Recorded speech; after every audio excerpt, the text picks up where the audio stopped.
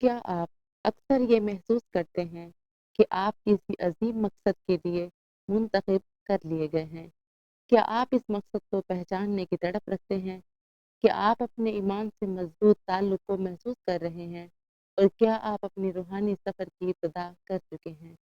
अगर ऐसा है तो आप इन ताकतवर लोगों में से एक हो सकते हैं जो दुनिया की मुश्किलात और तवज्जो बटाने वाली चीज़ों के बावजूद अपनी मुनफरिद रूहानी राह को पहचानते हैं। बिस्मिल्लाहिर्रहमानिर्रहीम। अस्सलामु अलैकुम नाज़रीन, आज इस वीडियो में हम 7 वाज़ेह निशानियों के बारे में बात करेंगे, जो इस बात की निशानदही करती है कि आपके पास एक गैर मामूली रूहानी तोहफ़ा है। ये निशानियाँ महज़ इत्तेफ़ाक नहीं हैं, बल्कि आपकी ज़िंदगी में अपने मकसद को पहचानने के लिए बहुत अहम हैं।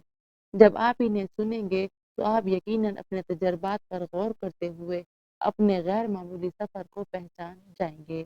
अल्लाह ताला कुरान मजीद में फरमाते हैं, जिसका तर्जुमा ये है, बेशक जो लोग ईमान लाए और नेक अमल किए, वही बेहतरीन लोग हैं, क्योंकि इन निशानी को समझना आपके लिए और आपके इतराफ के लोगों के लिए सब कुछ बदल सकता है।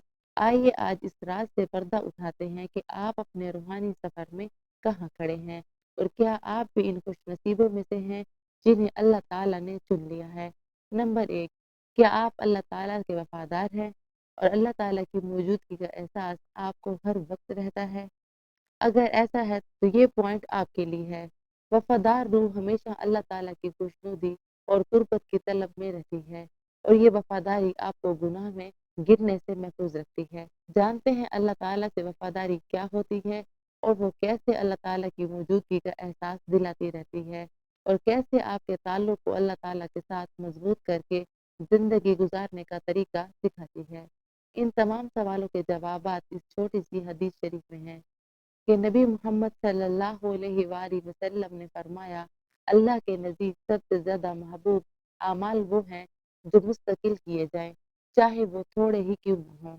इबादत में इस्तकामत अल्लाह ताला के चुने हुए लोगों में से होने की एक अहम अलामत है और यही अल्लाह ताला के साथ वफादारी है कि हम जो भी इबादत करें, नमाज, रोज़ा या अल्लाह का जिक्र, तो वो मुस्तकिल होने चाहिए हैं और हर काम से अहम यानी सरफ़हरिस्त होने चाहिए हैं। हम थोड़ी ही इबादत करें लेकिन खुलूस के साथ और मुस्तकिल करें, इसका बेहद अजर है। ये दिल को पाक करने के साथ-साथ अल्लाह ताला से ताल्लुक़ को भी मज़बूत करते हैं और आज़माइशों के खिलाफ एक ढाल के तौर पर काम करती हैं, जिससे आप अपने ईमान में मुस्तकिल रहते हैं। आप इबादत में सुकून पाते हैं, ये जानते हुए कि हर नमाज, हर तिलावत और हर लम्हा ज़िक्र आपको अल्लाह ताला की रहमत और रहनुमाई के करीब कर लाती है। अल्लाह के चुने हुए लोगों के लिए इबादत सिर्फ़ एक रस्म नहीं है, बल्कि एक ज़िंदगी भर का सफ़र है, जो इन्हें रूहानी तौर पर मुस्तकिल तौर पर बुलंद करती है। यही असल ज़िंदगी गुज़ारने का तरीका है, जो रूहानी ज़िंदगी की बुनियाद है। नंबर 2, एक मोमिन की ज़िंदगी में एहसान का तसव्वुर मरकज़ी किरदार अदा करता है। हज़रत मोहम्मद सल्लल्लाहु अलैहि वसल्लम सबसे ज़्यादा रहमदिल और सख़ी थे। हमेशा ज़रूरतमंदों की मदद करने के लिए तैयार रहते थे और इन्होंने अपने मानने वालों को भी ऐसा करने की तरग़ीब दी। इन्होंने फरमाया, लोगों में सबसे बेहतर वो है जो दूसरों के लिए सबसे ज़्यादा फ़ायदेमंद है। लिहाज़ा जो लोग चुने जाते हैं, वो दूसरों की मदद करने की गहरी मोहब्बत अपने दिल के अंदर रखते हैं। ये दूसरों की मदद करने की फ़ितरी ख़्वाहिश अक्सर हमदर्दी और मेहरबानी से पैदा होती है, जो अल्लाह से जुड़े दिलों में नज़र आती है।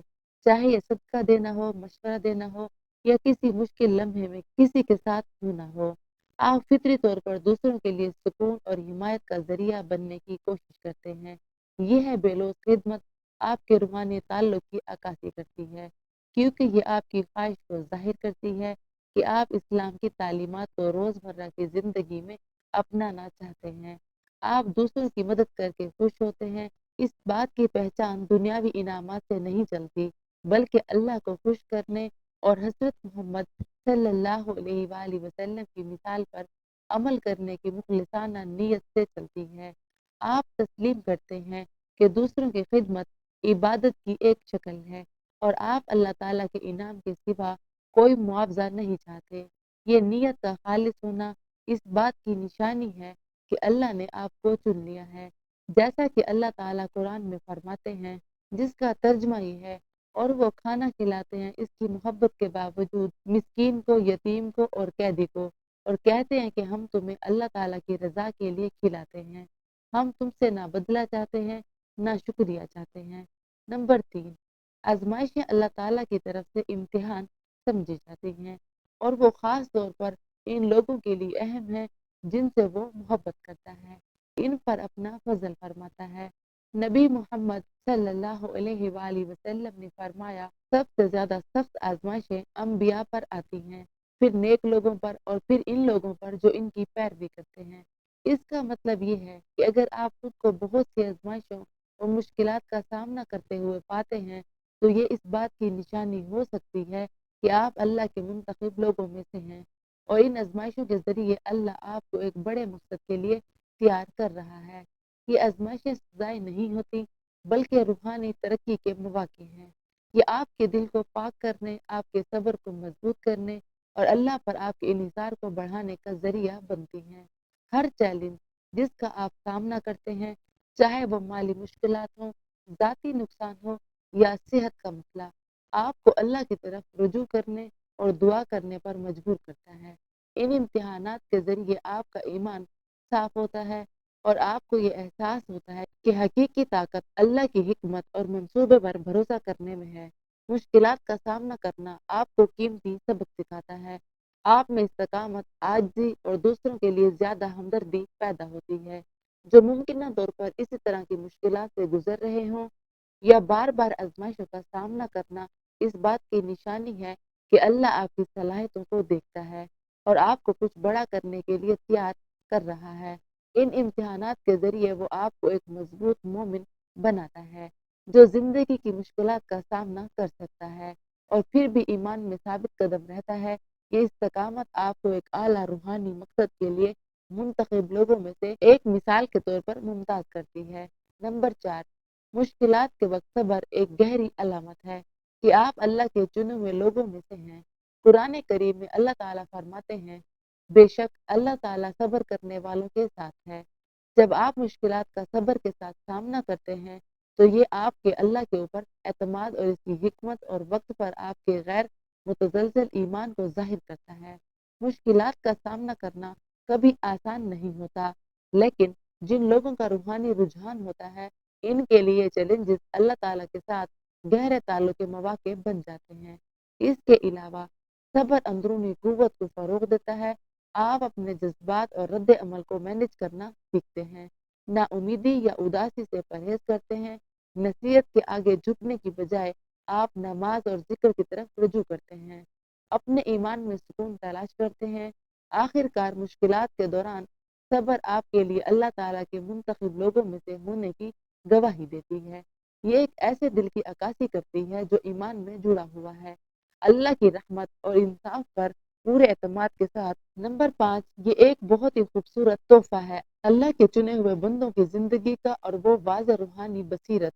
یہ اندرونی رہنمائی اللہ تعالیٰ کی طرف سے ایک تحفہ ہے جو آپ کو بغیر کسی بیرونی اثر کے صحیح اور غلط کو پوری طرح سمجھنے کی اجازت دیتی ہے۔ یہ شعور کی ایک بلند سطح ہے جو آپ کے فیصلوں اور اعمال کی رہنمائی کرتی ہے اور اکثر آپ کو اسلامی اقتدار کے مطابق انتخاب کی طرف لے آتی ہے۔ یہ بصیرت محض ایک اندرونی احساس نہیں ہے بلکہ آپ کے ایمان اور اللہ کی رہنمائی پر انحصار کا ایک گہرا تعلق ہے۔ جب آپ مشکل فیصلوں یا اخلاقی مسائل کا سامنا کرتے ہیں تو آپ کا دل فطری طور پر اس راستے کی طرف مائل ہوتا ہے جو اللہ کو خوش کرتا ہے۔ یہ روحانی وضاحت آپ کو گناہ کے اعمال سے بچنے اور سیدھے راستے پر قائم رہنے میں مدد دیتی ہے، یہاں تک کہ جب آزمائشیں سامنے آئیں ایسا ہے جیسے اللہ نے آپ کے دل میں ایک روشنی رکھی ہو جو آپ کو حکمت اور بصیرت کے ساتھ زندگی کے چیلنجز کا سامنا کرنے میں مدد کرتی ہے۔ یہ نبی محمد صلی اللہ علیہ وآلہ وسلم کی حدیث میں منعکس ہوتا ہے جو آپ نے فرمایا، مومن کی فراست سے بچو کیونکہ وہ اللہ کے نور سے دیکھتا ہے۔ اس کے علاوہ یہ بصیرت اکثر عمل یا بے چینی کی ایک مضبوط احساس کے طور پر ظاہر ہوتی ہے۔ جب آپ کچھ اعمال یا صورتحال پر غور کرتے ہیں، اگر کچھ اسلامی تعلیمات کے مطابق صحیح محسوس ہوتا ہے تو آپ کو سکون اور اعتماد کا احساس ہوتا ہے۔ دوسری طرف اگر کچھ آپ کے روحانی اصولوں کے خلاف ہوتا ہے تو آپ کو اندرونی بے چینی محسوس ہوتی ہے جو آپ کو اپنے انتخاب پر دوبارہ غور کرنے پر مجبور کرتی ہے۔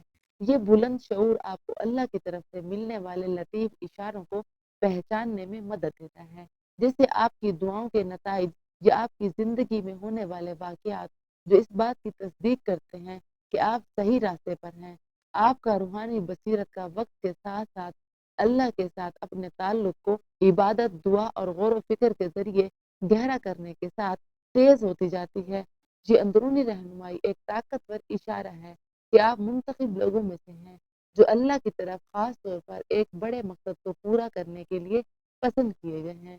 نمبر 6، اگر آپ کے اندر علم حاصل کرنے کی شدید پیاس ہے، خاص طور پر دین کے علم کی، تو یہ اس بات کی علامت ہے کہ آپ منتخب لوگوں میں سے ہیں، کیونکہ یہ سچائی اور سمجھ بوجھ کی تلاش دنیاوی خواہشات کی نہیں بلکہ اللہ کے قریب ہونے کی گہری روحانی خواہش سے پہلی قسم ہے، جو آپ کو قرآن و حدیث یا نبی صلی اللہ علیہ وآلہ وسلم اور ان کے صحابہ کی زندگی کے ذریعے اسلامی تعلیمات کے بارے میں مزید جاننے پر مجبور کرتی ہے۔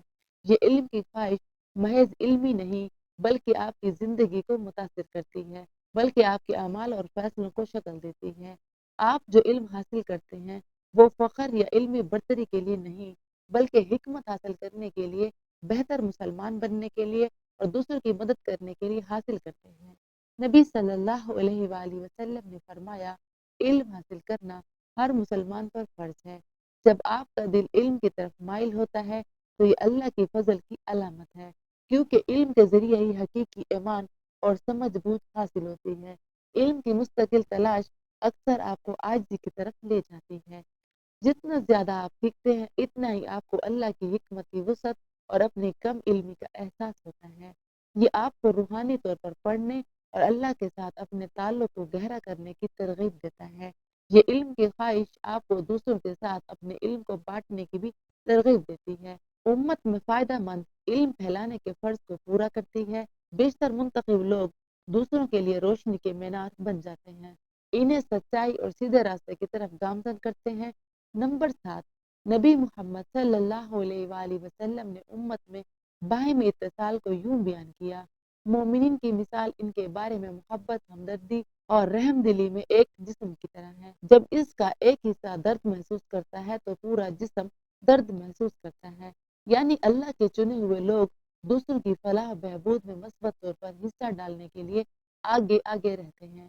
ان میں معاشرتی ذمہ داری کا مضبوط احساس ہوتا ہے، چاہے یہ آپ کا وقت دینے، خیراتی مقاصد کے لیے عطیات دینے یا صرف ایک اچھے ہمسایہ ہونے کی صورت میں ہو۔